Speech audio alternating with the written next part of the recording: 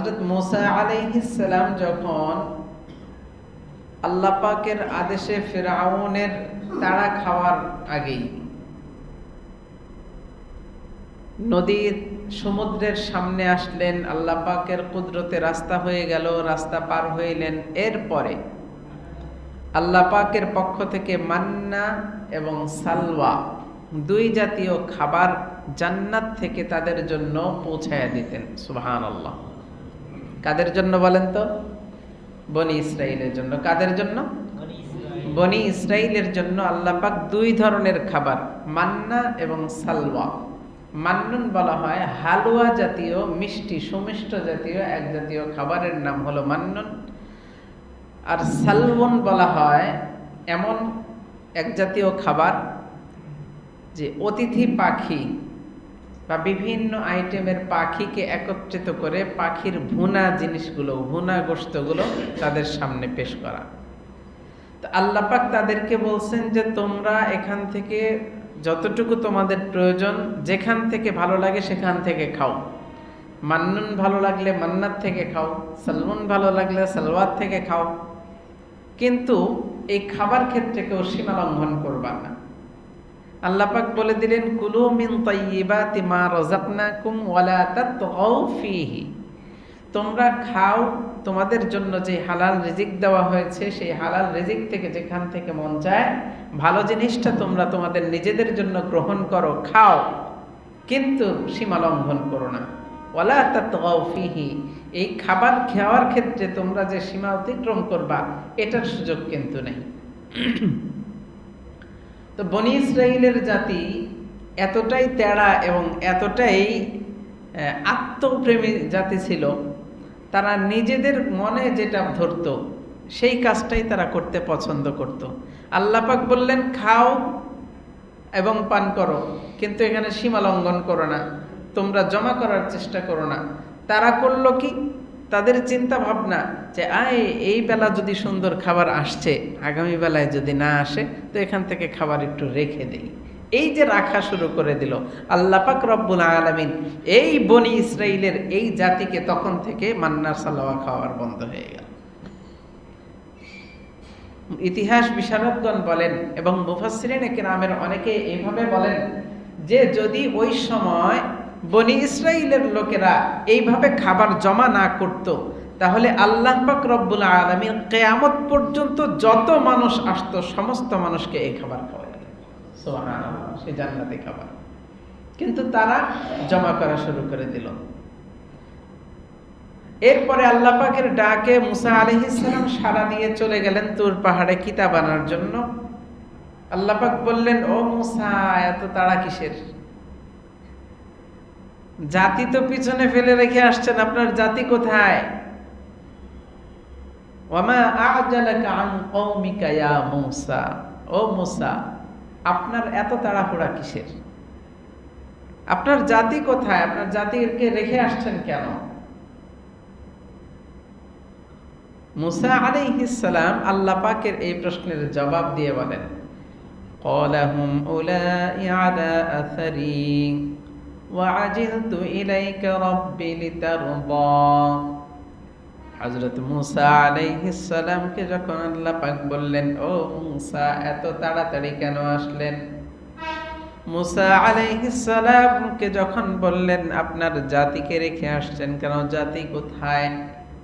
মুসা বললেন, হুম উলাই আলা আসারি, তারা আমার পিছনে পিছনে আসতেছে। সুবহানাল্লাহ। ওয়া আজিলতু ইলাইকা রাব্বি লিতারদা। আল্লাহ পাক রব্বুল আলামিনের সামনে মুসা বলেন, ও আল্লাহ, আমার জাতিকে রেখে আমি তাড়াতাড়ি এই জন্য আসছি যাতে করে আপনার মহাব্বত একটু ভালো করে পাই। আপনার ডাক শোনার সঙ্গে সঙ্গে আপনার ডাকে সাড়া দেওয়ার জন্য মন আকুল বেকুল হয়ে আছিল। আমি আপনার ডাকে সাড়া দিয়ে আর সহ্য করতে পারি নাই, এই জন্য একটু তাড়াতাড়ি আসছি যাতে আপনার ভালোবাসা পাই। সুবহানাল্লাহ। আল্লাহ পাক রব্বুল আলামিন হযরত মুসা আলাইহিস সালামের এই কথা শোনার পর আল্লাহ পাক রব্বুল আলামিন মূসাকে একটা দুঃসংবাদ দিয়ে দিলেন।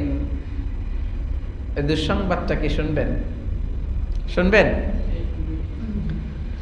আল্লাহ পাক রব্বুল আলামিন হযরত মূসা আলাইহিস সালামকে একটা দুঃসংবাদ শোনায় দিলেন। ক্বালা ফাইন্না ক্বাদ ফাতান্না কওমাকা মিন বা'দিক ওয়া আযাল্লাহুমুস সামিরী। আল্লাহ পাক বললেন, ও মূসা, আপনি তো তাড়াহুড়া করে আমার কাছে চলে আসছেন, ওইদিকে আপনার উম্মত আপনার কওমের লোকদেরকে সামিরী তো ধ্বংস করে ফেলছে। আমি সামিরীর উপরে সেই যোগ্যতা দিয়ে দিলাম, যেই যোগ্যতার ফলে আপনার উম্মত আপনার কওমের লোকদেরকে সে পথভ্রষ্ট করার সুযোগ পাইছে, আমিও সুযোগ দিয়ে দিছি। আপনি কওমকে রেখে আসছেন আপনার দ্বীনের উপরে, অথচ সামিরী নামক একজন ব্যক্তি সে আপনার কওমের লোকদেরকে পথভ্রষ্ট করে ফেলছে। নাউযুবিল্লাহ। কিভাবে পথভ্রষ্ট করলো? সামিরী কে ছিল? সামিরী ছিল ওই যে হযরত মূসা আলাইহিস সালাম বনি ইসরাইল থেকে যখন ওখান থেকে চলে আসলেন, ফিরআউনের কবল থেকে বাঁচার জন্য আল্লাহ পাকের আদেশে যখন সেখান থেকে চলে আসলেন, ইতিপূর্বের ঘটনা মনে আছে? কিপ্তি নামক একটা বংশ ছিল, মনে আছে? যেই কিপ্তির একজনকে থাপ্পড় মেরে মূসা আলাইহিস সালাম মেরে ফেলছিলেন। ঘটনা মনে আছে তো? ওই কিপ্তি নামক একজন ব্যক্তি, কিপ্তি এলাকার একজন ব্যক্তিকে মূসা আলাইহিস সালাম থাপ্পড় মেরে ফেলছিলেন। ওই কিপ্তি বংশের একজন হলো এই সামিরী। সে ছিল ইহুদি। মূসা আলাইহিস সালাতু ওয়াস সালামের ব্যাপারে এবং ওই সামিরীর ব্যাপারে বলা হয়, সামিরী ছিল মুনাফিক। সামিরী ছিল কে? মুনাফিক। মানে সামনে সামনে দেখাইতো, হ্যাঁ হ্যাঁ হ্যাঁ হ্যাঁ আপনার সাথে আছি, আপনার সাথে আছি, আপনার সবকিছু আমি মানি, অথচ মনের ভিতরে লালন করত তাদের কৃষ্টি কালচার। আল্লাহ পাক রব্বুল আলামিন হযরত মূসা আলাইহিস সালামকে বলে দিলেন, ও মূসা, আপনি আপনার কওমের লোকদেরকে নিয়ে এখানে, আপনি কওমের লোকদেরকে রেখে খুব তাড়াতাড়ি চলে আসছেন। আপনার জন্য একটা দুঃসংবাদ, তাদেরকে যে অবস্থায় রেখে আসছেন তারা সেই অবস্থায় নাই। হযরত মূসা আলাইহিস সালাতু ওয়াস সালাম আল্লাহ পাকের কাছ থেকে এই সংবাদ পাওয়ার পর মনের ভিতরে কম্পন সৃষ্টি হয়ে গেল, মাথার ভিতরে রাগে ভরপুর হয়ে গেল। হ্যাঁ, আমার ভাই হারুনকে তো রেখে আসছি, ও কি করে? হারুনকে তো সেখানে রেখে আসছি, ওর কাজ কি? ওরে কি বলে আসছি আর ও কি করতেছে? হারুন ওখানে থাকতে সামিরী কেন তাদেরকে পথভ্রষ্ট করতে পারলো? তার ভিতরে এই ক্ষোভ শুরু হয়ে গেছে।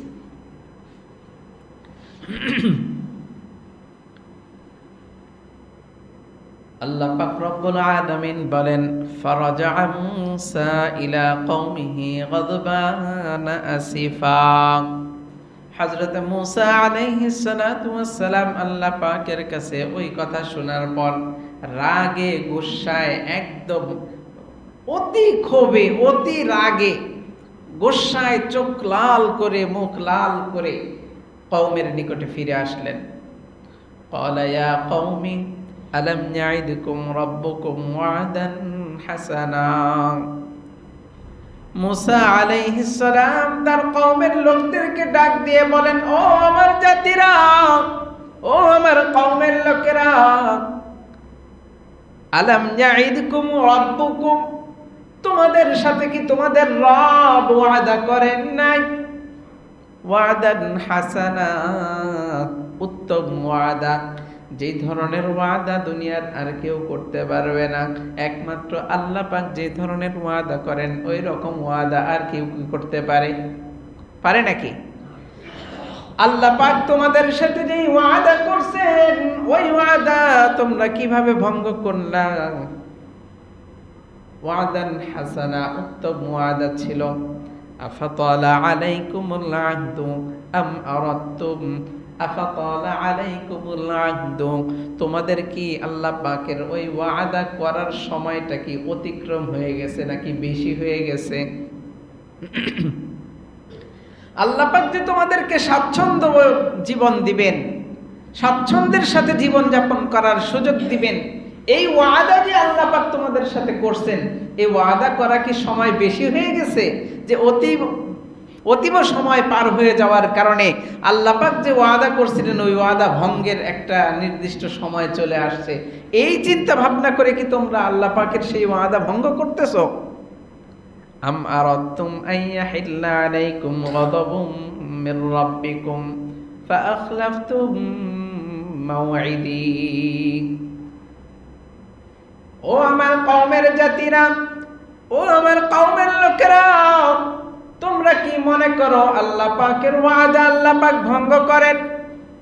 এই চিন্তা ভাবনায় তোমরা ওয়াদা খেলাফ করলা, নাকি তোমাদের ভিতরে এমন কোন চিন্তা ঢুকছে আলাইহিল্লা আলাইকুম গাদাবুম মির রাব্বিকুম, আল্লাহ পাকের পক্ষ থেকে তোমাদের কাছে গজব আসুক, গজব নিপতিত হোক, এই চিন্তা ভাবনা তোমরা করে নিছো নাকি? ফাখলাফতুম মাওঈদি, যার কারণে তোমরা তোমাদের ওয়াদাকে ভঙ্গ করছো। কি চিন্তা ভাবনায় তোমরা এই কাজটা করলা? আমি তোমাদেরকে দ্বীনের পথ দেখায় গেলাম, আমি তোমাদেরকে বলে গেলাম আমি আল্লাহর কাছে যাচ্ছি, আমাদের নির্ধারিত ইবাদত বন্দিগি করার জন্য, নির্ধারিত কিছু নীতিমালা আনার জন্য আল্লাহ পাকের কাছে আমি যাচ্ছি, আর তোমরা এখানে আমার অনুপস্থিতিতে তোমরা এইভাবে অন্যায় কাজ শুরু করে দিলা, আল্লাহ পাকের ওয়াদা ভঙ্গ করে দিলা। তোমরা কি চাও যে আল্লাহ পাকের গজব তোমাদের উপরে নিপতিত হোক? এটাই মনে করো? তাহলে কেন তোমরা আল্লাহ পাকের ওয়াদাকে ভঙ্গ করলা? ওই কওমের জাতিরা তখন মুসা আলাইহিস সালামকে জবাব দেয়, ক্বালু মা আখলাফনা মাওঈদাকা বিমালকিনা ওয়ালাকিন্না হুমিলনা আওজারাম মিন জিনাতিল কওমি ফাকাযাফনাহা ফাকাযালিকা আলকাস সামিরী।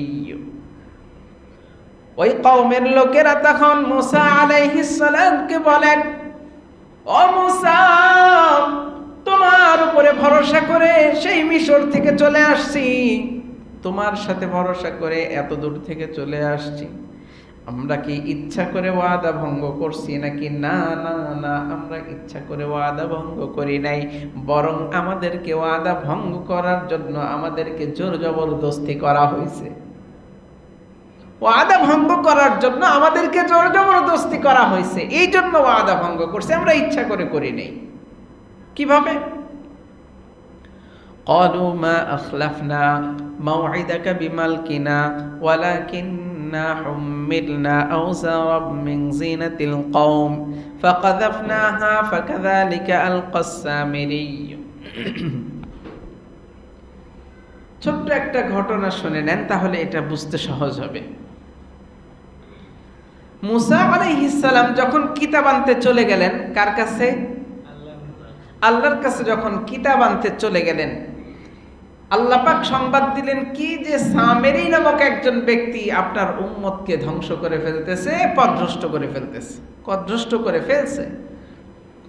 মুসা আলাইহিস সালাম ক্ষোভে রাগে সেখান থেকে ফিরে এসে কওমের লোকদেরকে বললেন, তোমরা কি যুদ্ধ ঘোষণা করতে চাও? আল্লাহ পাকের ওয়াদা কি খুব বেশি দেরি হয়ে গেছে নাকি? নাকি তোমরা মনে করো আল্লাহ পাকের পক্ষ থেকে আযাব তোমাদের উপরে আসুক, এই জন্য ওয়াদা ভঙ্গ করছো?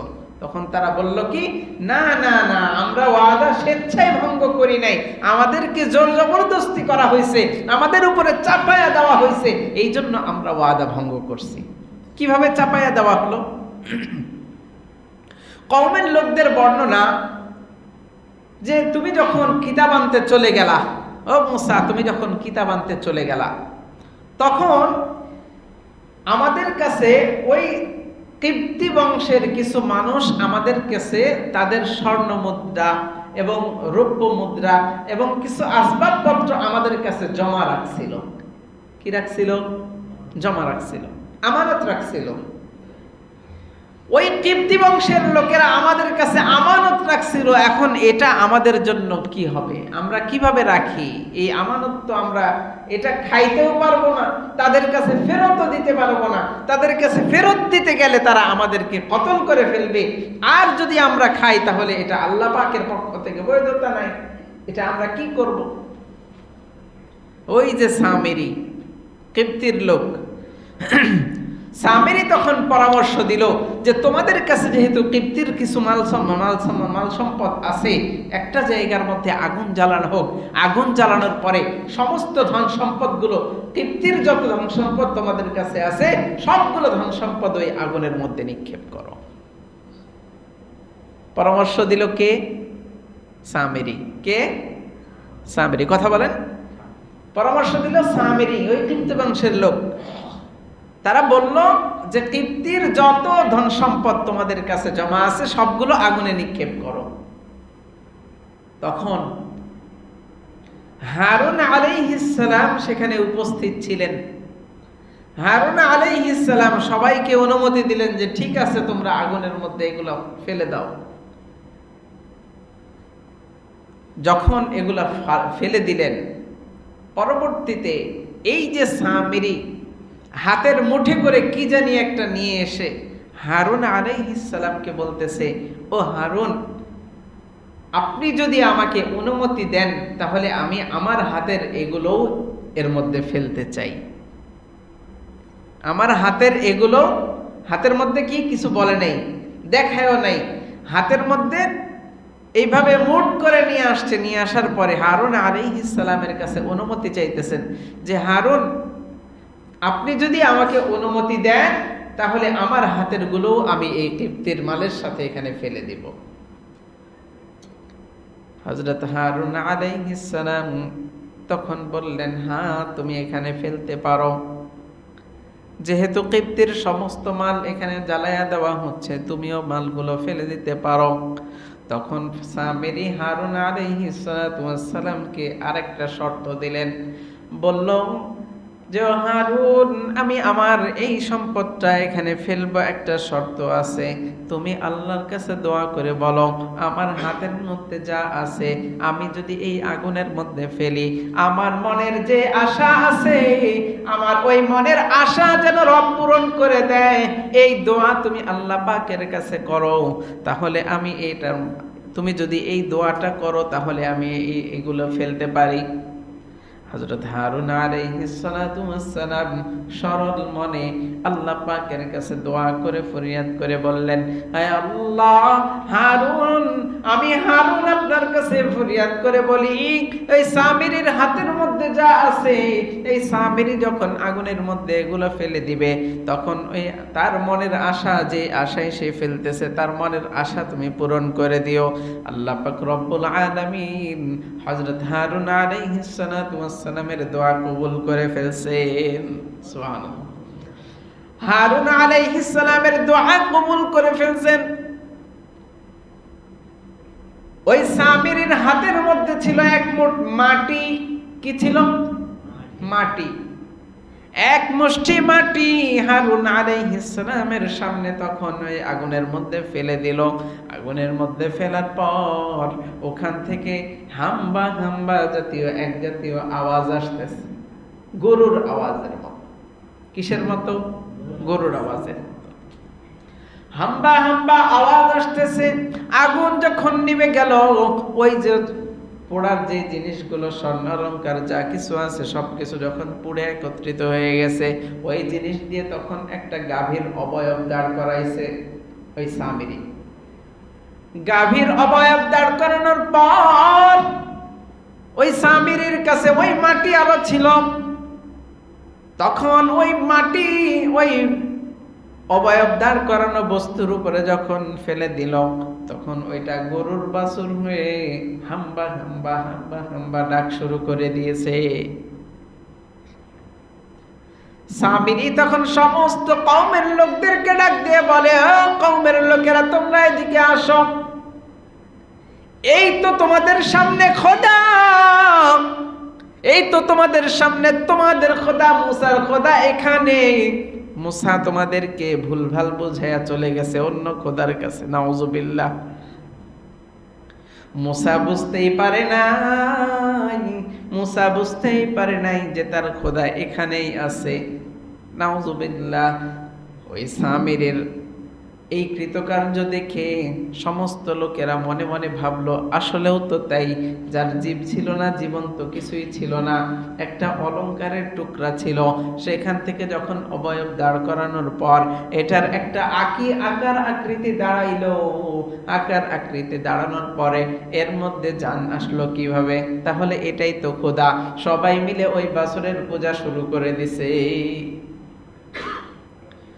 সবাই মিলে ওই বাছুরের পূজা শুরু করে দিছে। হযরতে মুসা আলাইহিস সালাম সামিরীকে জিজ্ঞেস করলো, ও সামিরী, তুমি কেন এই কাজটা করলা, কিভাবে করলা? তখন সামিরী তার পূর্ণ বর্ণনা দিচ্ছে, বলে, ও হারুন, আপনার কাছে যখন আল্লাহ পাকের পক্ষ থেকে ওহী নিয়ে আসতো জিবরাইল আলাইহিস সালাম, জিবরাইল আলাইহিস সালাম যেই বাহনে করে আসতো, ওই বাহনটা যে দিক দিয়ে যাইতো ওই দিক দিয়ে সবুজ শ্যামল হয়ে যাইতো, ঘাস উৎপন্ন হইতো, মরুভূমির মধ্য দিয়ে চললেও সেখানে ঘাস উৎপন্ন হইতো। হারুন আলাইহিস সালাম এবং মুসা আলাইহিস সালাম এই ঘটনা আগে কখনো ওইভাবে খেয়াল করে দেখেন নাই। সামিরী যখন বলছে তখন বলে, হ্যাঁ আসলেও তো তাই।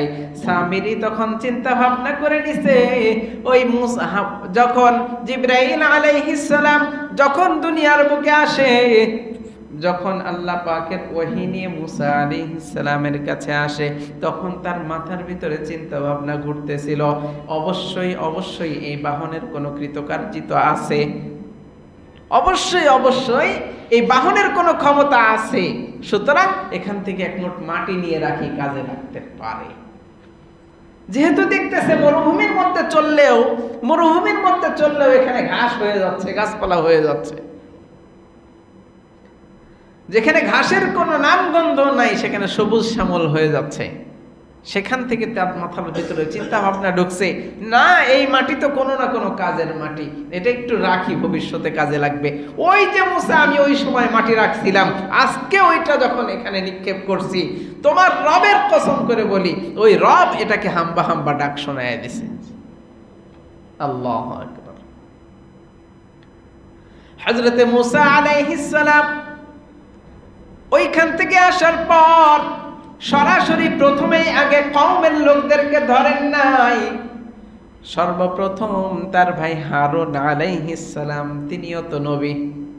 হারুন আলাইহিস সালাম মুসা আলাইহিস সালামের বড় ভাই, আপন ভাই, বড় ভাই। কিন্তু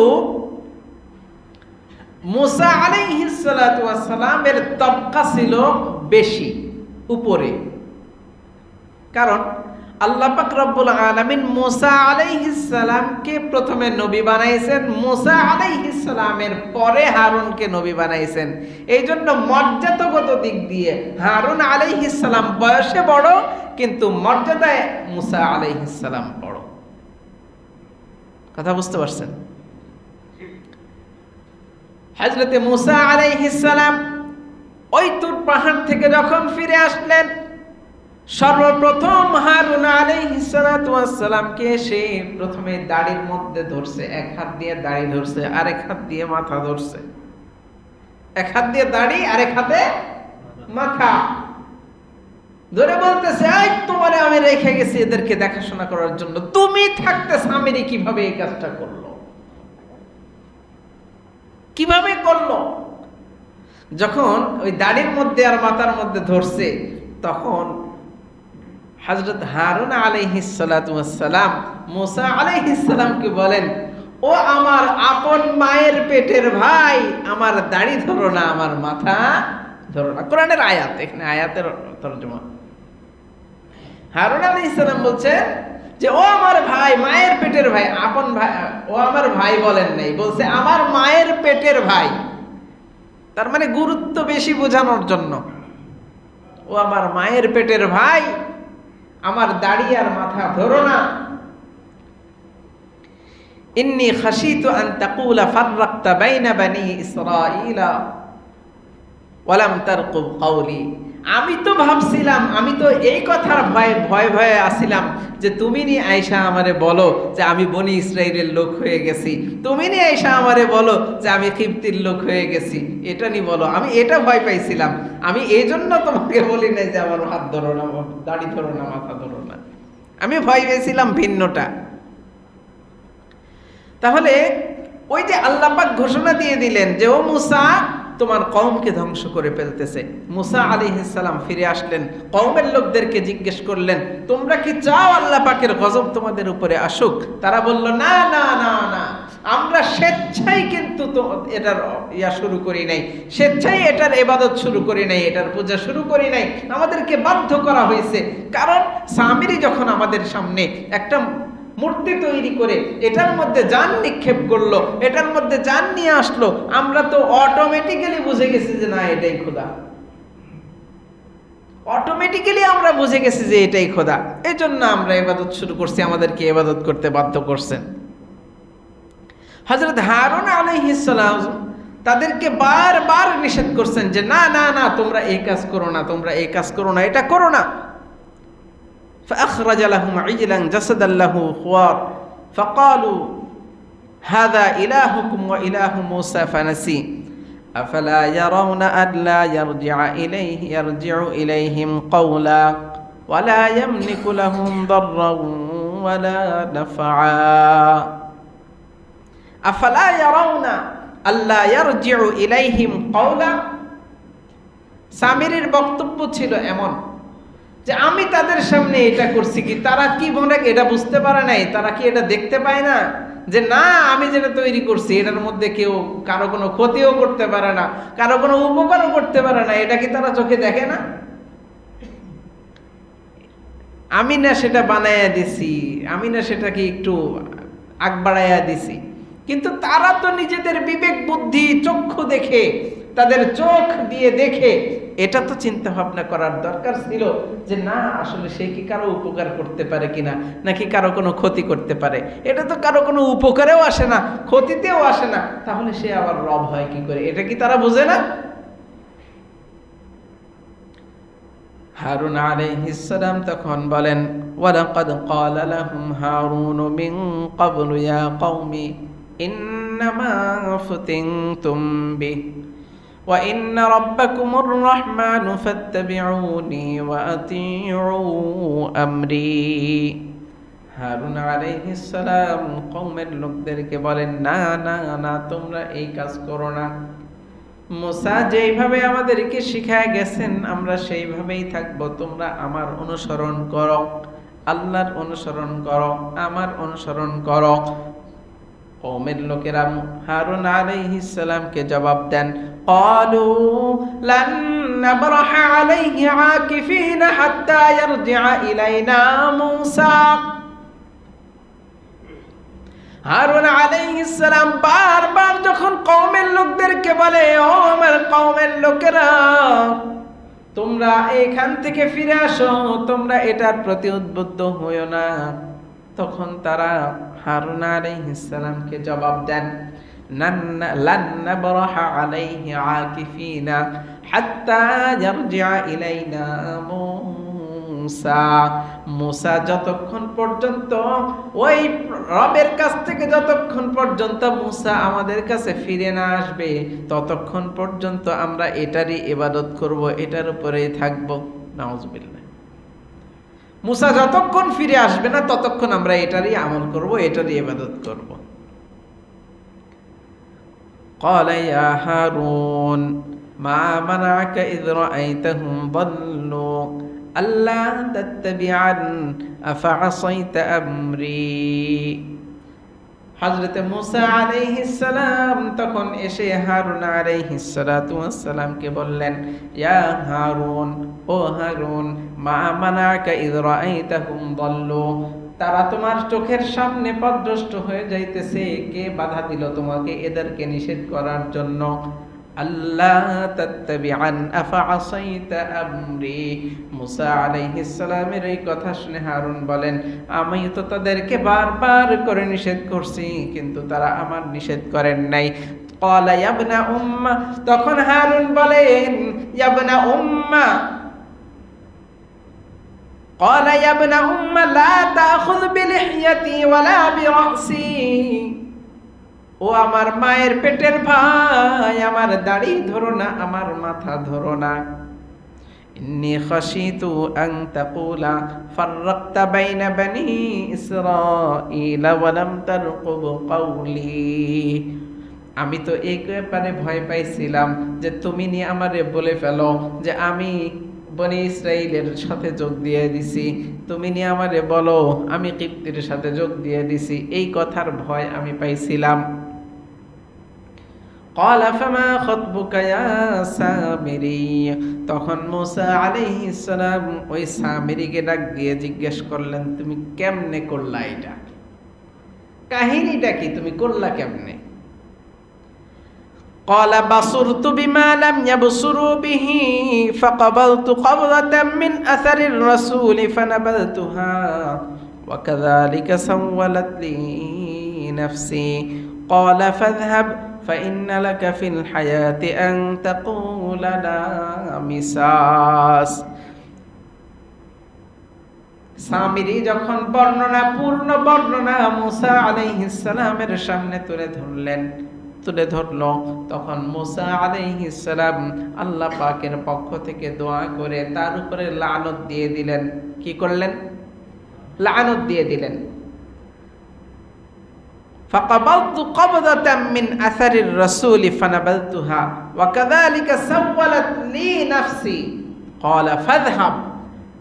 আল্লাহ পাকের পক্ষ থেকে তাকে লানত করা শুরু করলেন। তখন মুসা আলাইহিস সালাতু ওয়াস সালাম রাগ করে সামিরিকে বললেন, قال فاذهب فإن لك في الحياة أن تقول لا مساس। আল্লাহ পাক তাক সামিরির অবস্থা এমন করছে, ওই লানত পাওয়ার পরে সামিরির শারীরিক অবস্থা, মানসিক অবস্থা এমন করে দিছে যে যতদিন সে দুনিয়ার বুকে জীবিত ছিল ততদিন তার আশেপাশে কেউ গেলে সবাইকে সে বলতো লা মিসাস, লা মিসাস, আমাকে ছুঁয়ো না, আমাকে ছুঁয়ো না, আমাকে ছুঁয়ো না। আল্লাহু আকবার। কি অবস্থা করছিল! আল্লাহ পাক তাকে কি জাযা দিছিল!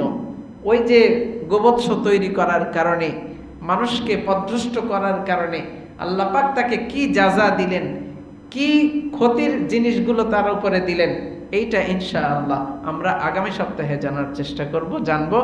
ওমা তাওফীকি ইল্লা বিল্লাহ আলাইহি তাওয়াক্কালতু ওয়া ইলাইহি উনীব ওয়া হুয়া রাব্বুল আরশিল আযীম। আসসালামু আলাইকুম ওয়া রাহমাতুল্লাহি ওয়া বারাকাতুহু।